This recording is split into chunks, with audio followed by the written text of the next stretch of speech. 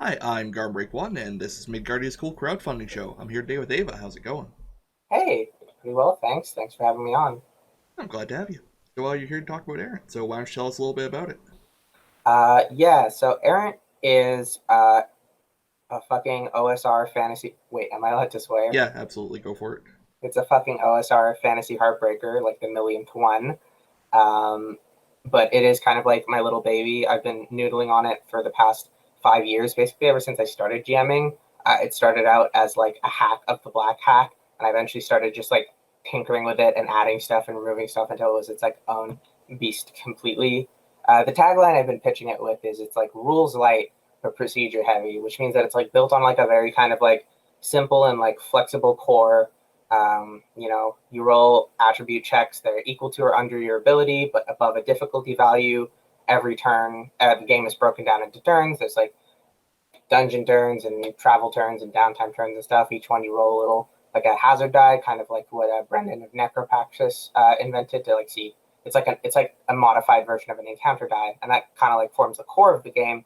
But there's lots of like bespoke procedures on how to handle, like quick, fun, and fair way, like sort of complicated events that I think give people trouble. Things like a duel, like one-on-one duels, or like chase scenes, or like domain management, like building up a castle, settling a kingdom, like how to do that without like busting out a calculator and seeing how much tax every single fucking serf has to pay you.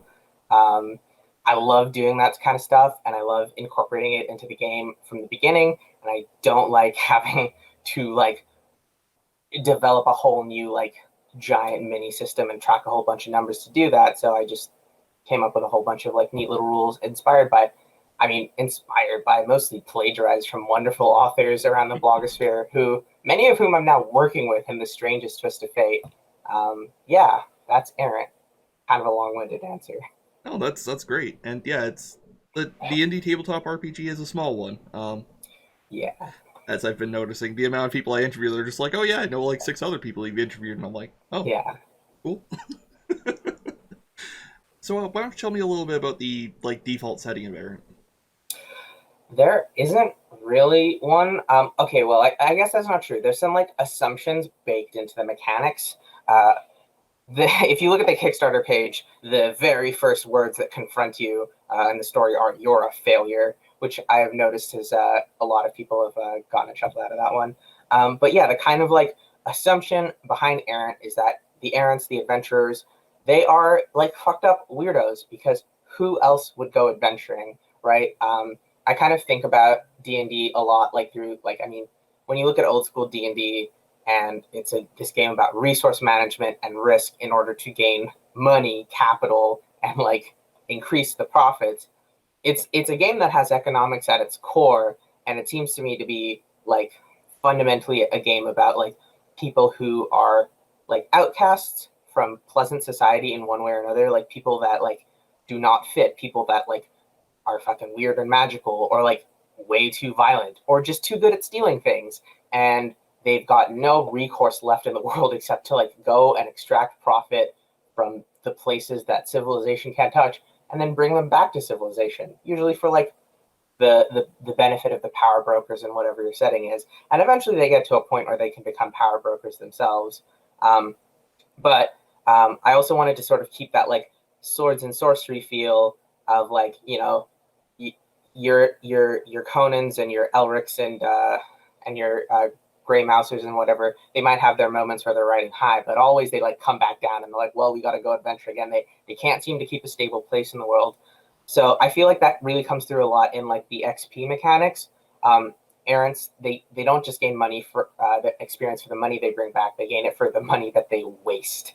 So so like the main way that they waste that is like the carousing mechanic in downtime. You roll randomly and you see how much money you waste, and you're more than likely going to waste more money than you actually have. So then you go into debt, and then that you have to go adventuring to solve the debt.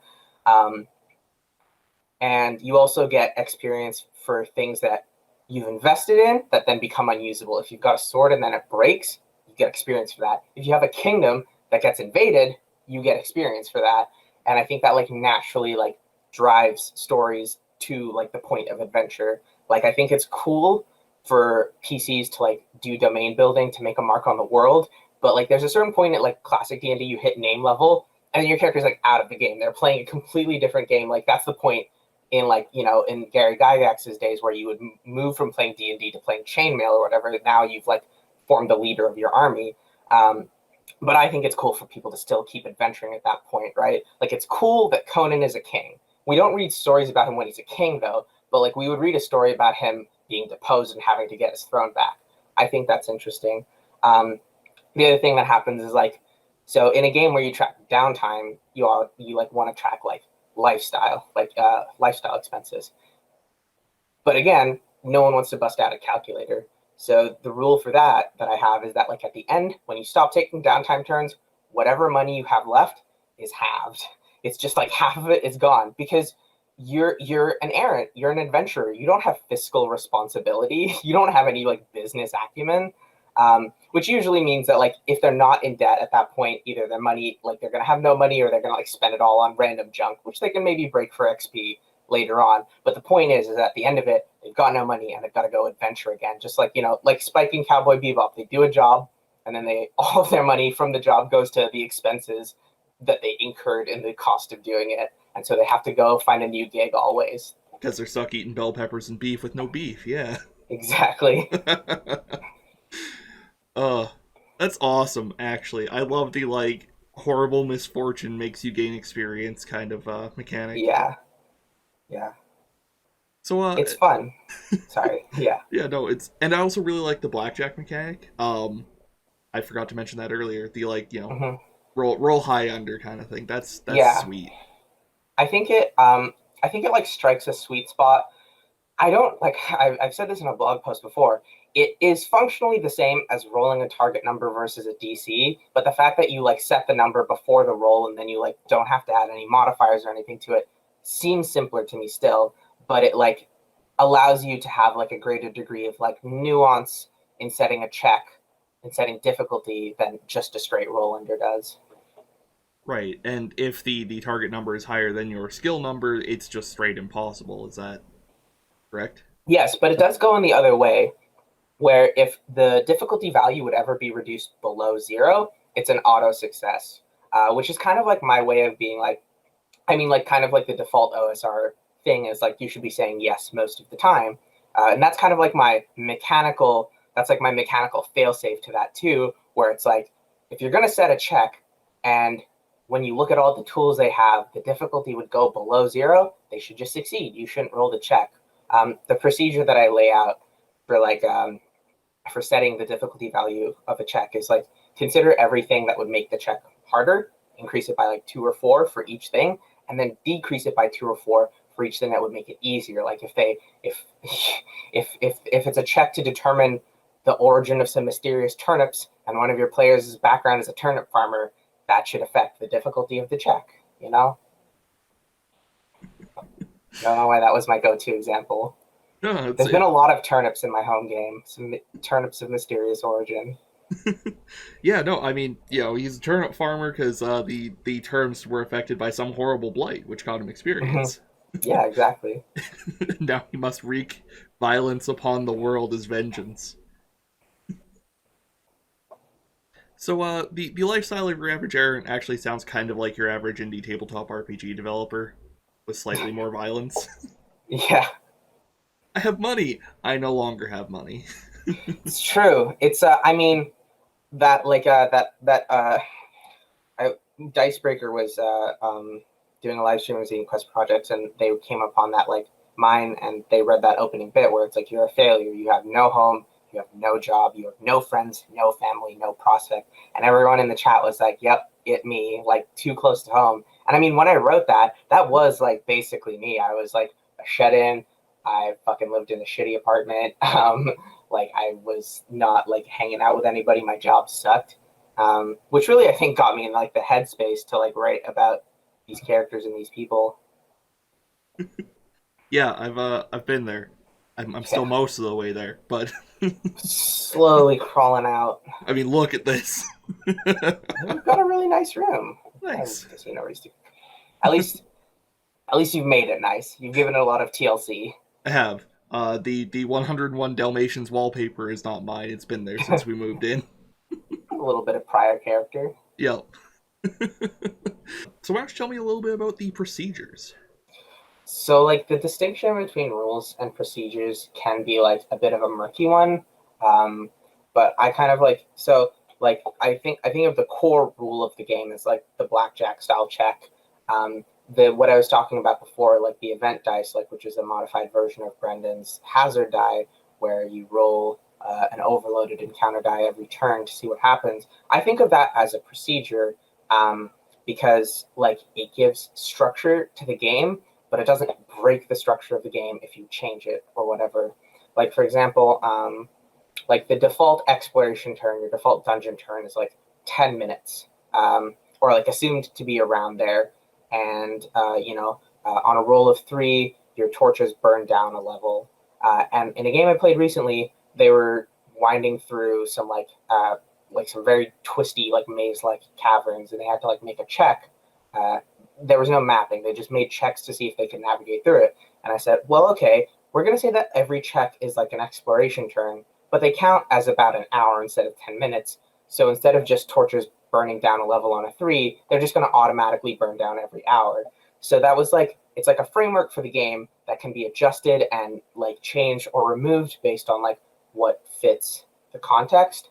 I kind of think of like, if there's like kind of like a, the saying like rulings, not rules. If you have like kind of just like basic GM advice here, like challenge your players, and then rulings here, and then rules over here at the top as like the kind of the hardest level of a game structure type thing. I think procedures are kind of in the middle between rulings and rules. Right. So rulings are more. Sorry. So procedures are more like ways to do things as opposed to how you have to do things. There are ways to do things. They're a structure. They're like a structure. They're like a thing to structure a particular gameplay experience, and that like provides like a concrete way of doing so. But yeah, like is an essential, can be changed, can be modified to suit the thing. Like for example, um, setting up like in downtime turns, there's procedures for setting up like institutions, which is anything from like a business or a gang or a church or something like that. And it's like fairly abstracted because like the default design of Errant is assuming that like you do downtime turns. They're like one quarter of the game. The most of the game is like exploration, and so stuff in downtime turns is like simple. It's like meaningful. It like is a gameplay decision. It has choices. It is like something you can affect, but it's not like meant to take up lots of time in the game. But if you're running a game that was like based on like setting up and running a gang, like a Peaky Blinder style scenario, you might want to take a look at those procedures and be like, I want to expand those more. I want to like iterate on them and make them more complex because that's where the focus of the game is. Or alternately, if you're like, I'm doing like a survival scenario, there's no time to rest, there's going to be no downtime, you're obviously going to be like, I don't need these downtime mechanics. I'm going to change the way to get XP. You know what I mean? Right. Absolutely. Uh, so what part of Errant are you most proud of? I think the downtime turns. I really love the way that they all interact. So one of the things is that, like I was saying, is like PCs get experience when things that they've invested in come under threat. And then every downtime turn, you roll a hazard die to see what happens. And that, like, there are most of the results on that are skewed towards being like, hey, your institution or your businesses or whatever, they come under threat. There's like a complication that you have to deal with. And then you get experience for that because they're under threat. And then that creates an adventure that you have to go deal with. So I really like how it like forms this like gameplay loop that like sees the players like invest, like take getting treasure, investing it in the world, changing it, making it a mark, and then the hazard die like dynamically generates threats and adventures for the players to deal with, and it forms like this like kind of like very neat like gameplay circle. And yeah, like I just think that like I'm really proud of the way in which all of the downtime stuff, which is like kind of a lot of it, is very fleshed out and like meaningful, but it all like funnels back into the adventuring portion of the game. It never devolves into like, I've opened up a business and now this is a business management sim. You know what I mean? Yeah, I've read a lot of like base building, kind of running a business supplements for good old D&D 5e, from which I will never escape. And yeah, they tend to devolve into like, well, this is your life now. Yeah, for sure. I don't want this to be my life. I just want to like get a bunch of wood, throw it at my base, and then have a shop. Yeah, exactly. Um, yeah. Anything else you'd like to bring up about Errant while you're here? Um, I think the magic systems are pretty cool. There's two different magic systems, one for the cleric type characters, one for the magic type characters. How the magic type thing works is essentially, let me actually pull up some of these so I can read them out as concrete example.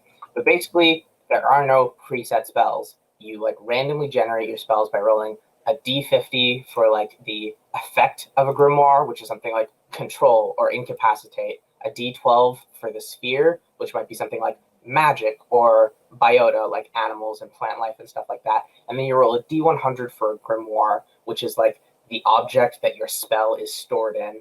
And like then you come up with a spell based on all three of those things. And like the players come up with it. Like so, for example, like a grimoire. One of the ones here is like number 5, an ancient tome bound in human skin. To learn the sorcery, the true name of an extra dimensional being must be learned and engraved into one's flesh. And that's the other thing. Like each grimoire has this kind of like almost like riddle or paradoxical like situation that like the players are meant to use like lateral thinking to solve before they can get it. But the idea is that you're meant to like take the themes of the grimoire and pair it, like think of it with the effect in the domain and think of what that does. So if it's like if you rolled control and for the effect and like biota for the domain, and you got that tome, that grimoire, which is the tome bound in human skin, you're like, okay, maybe this is a spell that lets me control skin, like an enemy's skin, like skin bend them. You know what I mean? And I think that's like really fun. I think that like the best part of being a magic user is like the magical research and coming up with your own stuff. And I think it's just like start that off from the very beginning. Um, and the cleric types, what they do is that they describe what their covenant is, like what deity or organization or ideology they've made a pact with, and then they like define some of those. They define like kind of 3 keywords, 3 domains that covenant has. So like, I mean, you might you might have made a covenant with like Karen, god of white women, and her domains are live, laugh, and love. You know what I mean? And so to you don't have a set spell list. You can just like be like you can do any kind of miracle that you think might be associated with any of your god's domains. Like you're like, well, I am going to call upon the power of Karen and make my enemies like writhe in laughter and be overwhelmed by like snarky passive aggressive good vibes, you know. And you roll a set amount of die, um, and you can add as much favor from your favor pool as you like. Um, and if you roll well, it succeeds. And if you roll a little bit less well, like it succeeds, but you know you're gonna have to do something for your god later. And if you roll worse than that, some bad stuff. You're gonna roll on a table of like bad and weird shit that's gonna happen to you. And if you roll like a 2 or a 3 on like 2d6, you explode and you summon an avatar of your god, and they're in the world now. So it's a very like risk reward system, which I think is a good place for the cleric to be, because like the cleric in basic D&D is like there to mitigate risk. Like they're there for like on demand healing, which is like boring. It's just like a top up, and it's like, okay, well, I'm at 1 hit point. The dragon's right up there. Do we want to take our chances with the dragon, or do we want to take our chances with getting healing from Karen? You know what I mean? And it's a risky proposition. If we roll badly, she's gonna ask us to talk to the manager. It's true. I really like that. Magic. I'm not usually a fantasy guy, partially because Magic is the worst part of D&D, in my humble opinion. Mm-hmm. It's boring. What does your It is wizard really do? boring. It's fireball. Yeah. It's like an MMO. You're just pressing buttons and making numbers appear. There's no like magic to it. Yeah. And then by contrast, every fighter sucks in comparison. Mm-hmm. Oh yeah, but the wizard can cast fireballs. That's cool, but the fighter can't do anything that isn't realistic. It's true. I think the there's like different way like I think older editions were way better about balancing the fighter in ways that aren't immediately obvious when you think about D&D as entirely a combat focused game. Like even in the realm of combat, one, fighters just have access to like better magical weapons, which is kind of assumed to be part of the game. But two, it's like if you consider like the social and the role playing part, there's like a reason why the fighter gets like their stronghold much earlier than the wizard and attracts way more followers than they do. It's because in a medieval society, the guy who's really strong and fights good and protects our land is someone who everybody loves. And the weird dude with a beard who makes shadows and whispers appear, I mean, he's useful, but we don't want to get too close to him. And I think one of the in Errant, I talk about this in one of my design posts about how Errant is a very attribute-based game, like reliant game, by virtue of the fact that it's got a quasi roll under system. So your high attributes are always going to be important. And there's like a second level of importance in there, in that like your attributes determine things like your inventory slots, your HP, and your speed. Like your whatever your Fizz score is, between 1 and 20. That's how many hit points you have forever, and like that's how many item slots you have. And I've noticed that a lot of games kind of tend towards like decoupling those things from stats, like in order to even the playing field and the randomness a bit. So like everyone has the same amount of item slots. Everyone has like a set amount of hit points that isn't tied to their stats. And I think that's like a really valid way to play. I gave like a I gave the reason in one of my blog posts that like why I did this is because if you've got a bad stat that makes you unable to do something, it forces you to engage with the world in order to like overcome that limitation. Like if you can't carry a lot, hire someone to carry it for you. If you're not very fast, buy like a horse to ride. And if you can't afford those, find someone to give you a loan, which you then have to pay back. But I think another thing is that it contributes to class balance because Fizz, the strength stat, the stat that fighters want to be good at, is like your item slots and your HP. It is kind of like the most weighted stat in terms of like derived attributes in the game.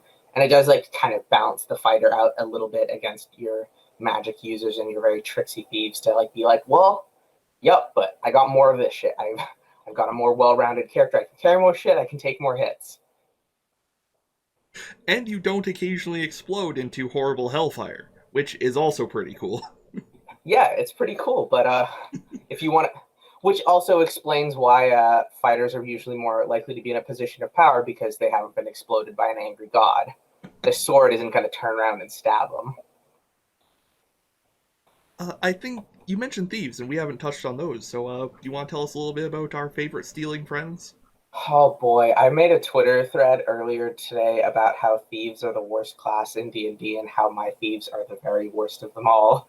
Um, I grew up playing rogues and shit in every video game, and when I started playing D&D, I like started playing rogues a lot, and then I realized wizards were way more fun to play in RPGs than thieves are, and it's the complete opposite in video games. In video games, thieves get to do all this cool shit, and wizards are just glorified ranged fighters that like if you think RPG magic is boring, video game magic is usually like 10 times worse.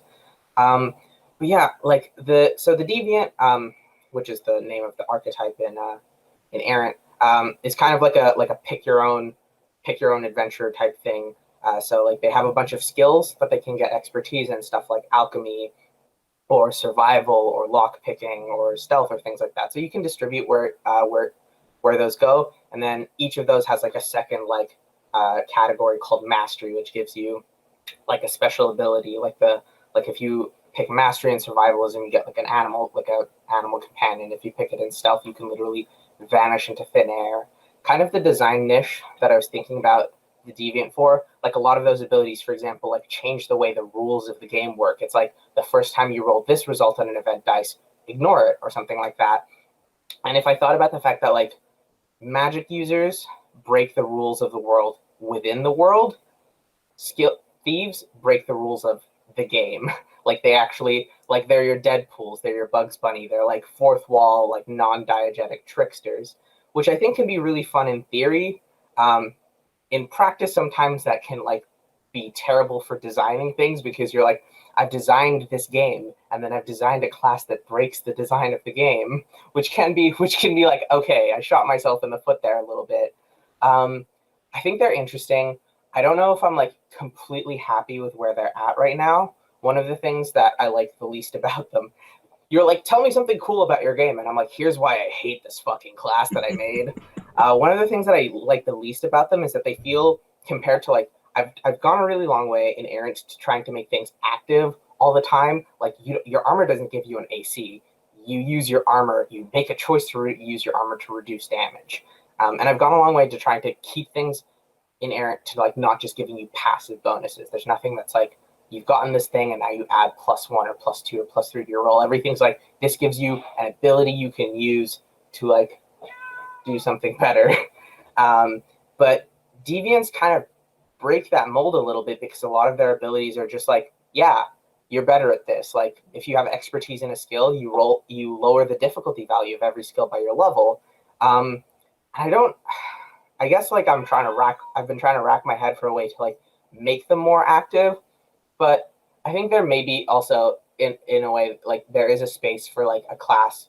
There's design space for a class that like goes against the grain a little bit, that changes the rules of the game slightly to skew it in the player's favor. I'm of two minds about this. I've been torn recently. Right. And is that going to be the final version, or is there a possibility of that getting rewritten before this gets published? I think that I think that this is 90% chance going to be the version that makes it into play. I think that it plays fine. I think that players love the class and they have a lot of fun with it, and it doesn't seem unbalanced.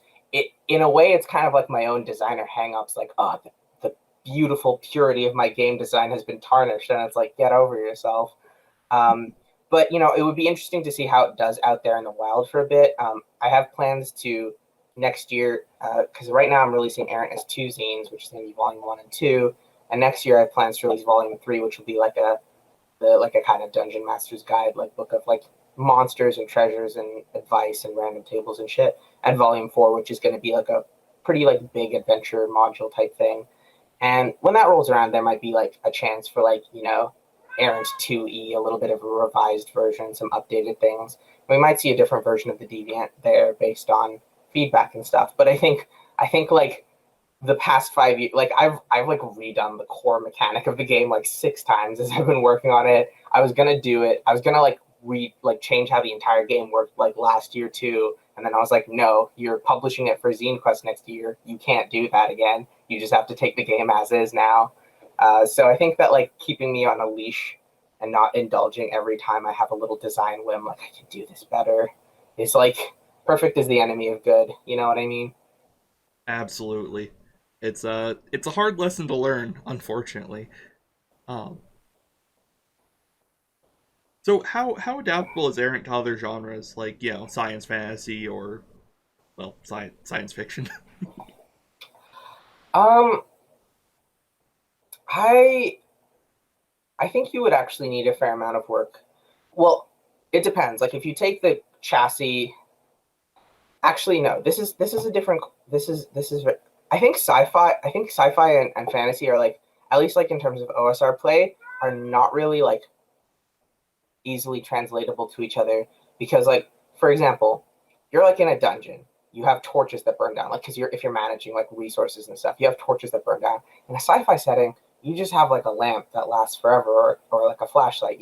Like a lot of like kind of like down to the structure of like how you like structure an adventure, I think has to change when you move into like a science fiction or even like a modern fantasy genre, because it like changes the complete like assumptions of the setting and things like that. And I think that does require like kind of a different approach to, yeah, like a different approach to things. I think it could work for science fantasy. Like science fantasy is just like, well, your goblins have ray guns now. That's easy. Your goblins have ray guns, but you still have to use torches because God cursed batteries not to work for humans anymore. That's fine. That's simple. At least if you are okay with like a Flash Gordon Gonzo type flavor. But yeah, Yeah. I think the reason why like D20 Modern and all of these types of games like never took off really is that like you can't just take like the core mechanics and frameworks and principles that you would use in a fantasy type setting and just like say, well, we're gonna add Robo and Digi in front of every word, and boom, it's sci-fi. You do need to get into the guts and bones of the game a little bit and tailor it to the assumptions of the genre and the setting. Right, absolutely. I was just thinking of Star Wars when you were talking about the failing to gain XP thing. Yeah, yeah. In what way? Uh, the life of a scoundrel in Star Wars is probably very much in line with, yeah, Right. If you're doing like an Edge of the Empire type story for sure. yeah. I just I'm one of those fake nerd girls you hear about. So when you said Star Wars, I was like Jedi. So I mean, I I really like Jedi, but I realized midway through the sentence that they don't quite fit into Errant. yeah. I think if you encountered Errant like Jedi and Errant, like they wouldn't be player characters. They'd be like the fucking assholes giving you a shitty fetch quest that you eventually want to overthrow. So, one last question before we go. What's your cat's name? My cat's name is Vinegar, but her full legal name is Vin Igor with an E Diesel. That's wonderful. Well, Ava, I've been glad to have you and your cat on. Thank you so much for coming on here. Thank you for having me. And for those of you watching at home, have a good night.